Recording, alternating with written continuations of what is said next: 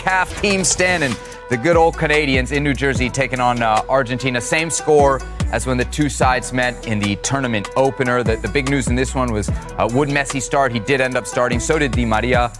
No Lautaro Martinez. Instead, it was Julian Alvarez, and Scaloni's decision there rewarded. Alvarez opening the scoring in the 22nd minute. It was 1-0 at the half, still a tight game. And then Lionel Messi off a deflection, scoring in the 50th minute, his first goal of the tournament, and Argentina advances in front of 80,000 plus in New Jersey. Ale, what do we make of this Argentina performance tonight as they got the job done over Canada? And big story coming into this game was, well, what is the fitness of Lionel Messi? And while people may pay attention to what Lionel Messi did with the ball, actually the first sign that Lionel Messi was feeling a whole lot better than he did in the game against Ecuador was the fact that in a couple of sequences, very early on in this match, he was actually looking not to come to the ball, but to run in behind. Actually looking to run in behind, which then tells you you're trusting your body. You feel a whole lot better. You feel like you can actually challenge your legs to get in behind and get at full speed, whatever full speed is right now at this point of his career. He was actually trying to run in behind. And that gave you, I think, a clear signal that Lionel Messi was going to have a different type of performance. Now, I'm not saying that he was always active. I'm not saying that he was always getting on the ball, but he was getting on the ball enough to make a difference and to have an impact on the game for Argentina and to really make it a whole lot easier for them to connect out of the midfield, get into the attacking half, get into the final third, always finding that pass that breaks out of pressure.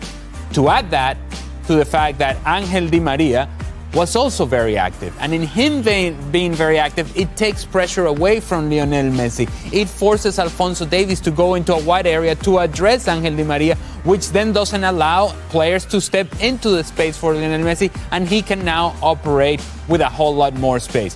I thought that Argentina was solid without being spectacular. I think if you were to characterize this team and describe this team, that's what you would say overall. They're solid, not spectacular, and they know how to win games. And when it came to making winning plays, Argentina was far more effective in front of goal than Canada were. The truth of the matter is that Lionel Messi and Argentina look more likely to continue to score goals. And even though Canada pushed and they huffed and they puffed and they created some half chances here and a chance there, I never really got the sense that Canada was ever going to get back into this match. How much better was Messi tonight, Herc, than what we saw against Ecuador? Light years better. He was actually moving. He was, listen, it's not the Messi of old where he's going to get the ball in between the lines, between players, dribbling and doing everything that he does, but he was very active and he looked like he was a different player than Ecuador. And listen, maybe Ecuador is a one-off.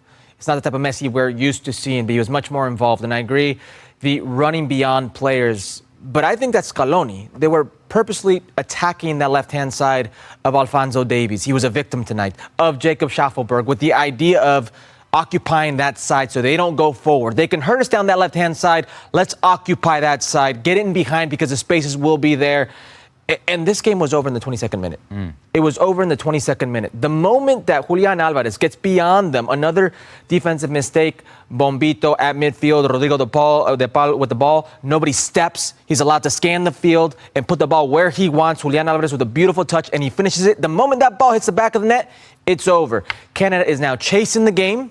They have to stretch themselves out even more if they want to risk and somewhat disturb the opposition because there were half chances, no real chances for Canada. That's as good as it got. It was a very professional performance from Argentina, a well-coached performance from Scaloni.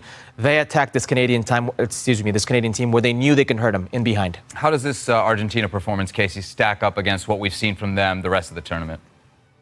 Well, I think besides the last match where we were very critical about was Messi fit? The midfield then was all over the place. We saw it from the first 5 minutes of this match that the Argentinian midfield was connecting 1- and 2-touch passes. We didn't see any of that in the Ecuador game.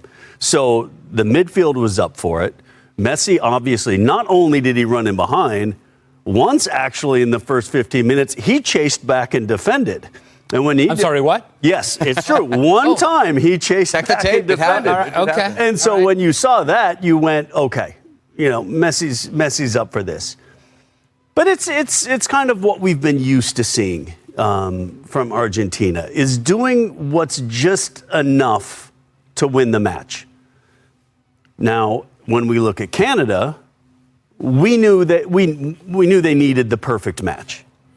And the perfect match didn't happen. Matches are won in the 18s. They're not won in midfield. It has to be those moments. And what we saw from Argentina was a difference of quality in the final third, in the attacking end of the field, compared to Canada. Canada broke them down 2 or 3 times in each half when they needed that moment of quality in the final third, albeit a touch, a run, a shot, a decision, whatever it was, that was missing from Canada.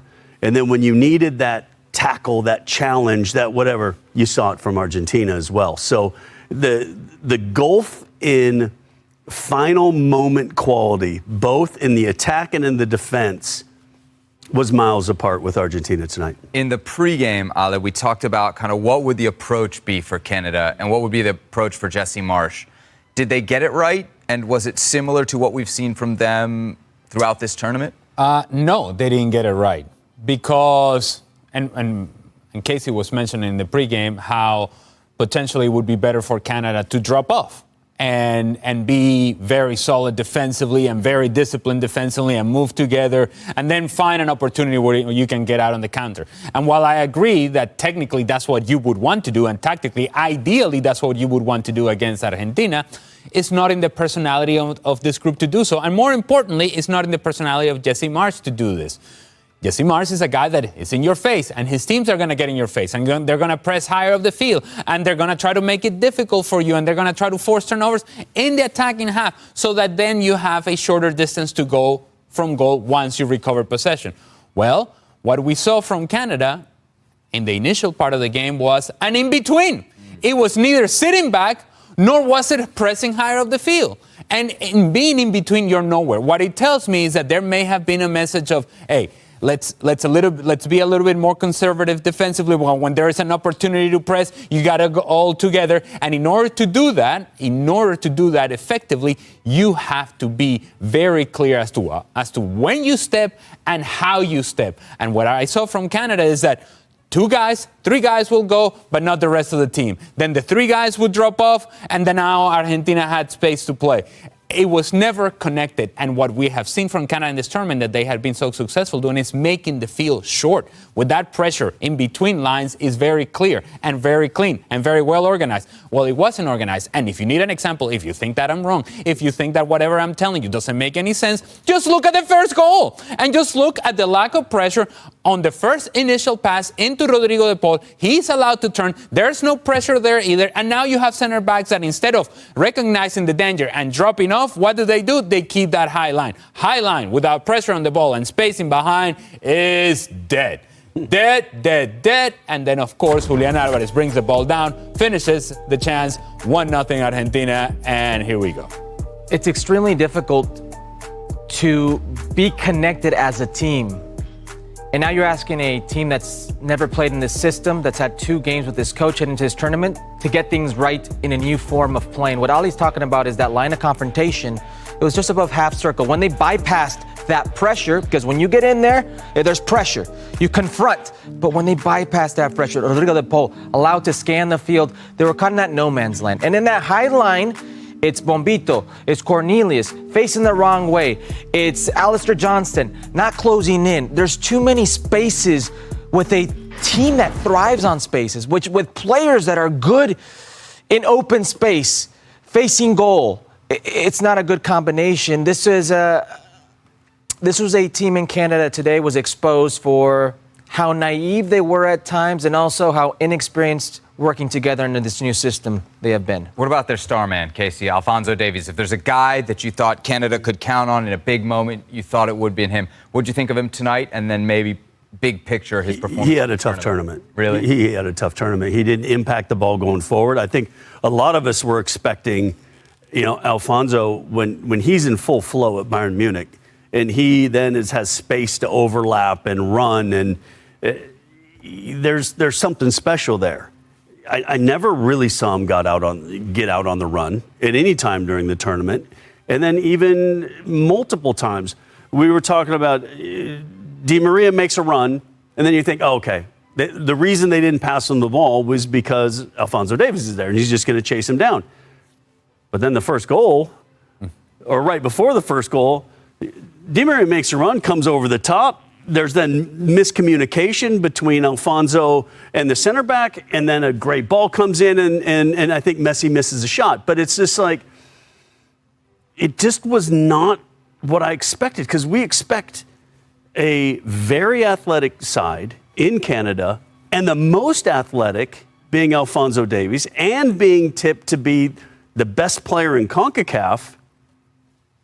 And I don't know if it's, I want to go to Real Madrid, am I staying but it just looked like something else was in his head, and it just wasn't a clean performance in any of the matches.